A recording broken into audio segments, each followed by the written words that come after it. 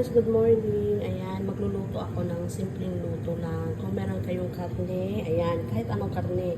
At saka kung meron kayong air fryer, ayan, bago nyo ilagay itong karne, mag-ano muna kayo, initin nyo muna yung air fryer.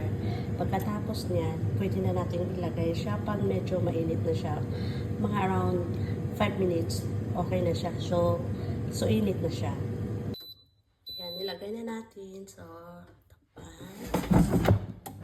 Ayan. Lagay ako ng 20 minutes dyan. Natin yung ano natin.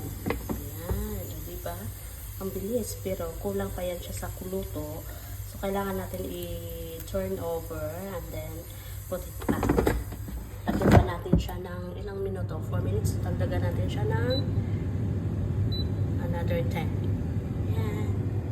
Ayan guys, luto na siya. So, check natin.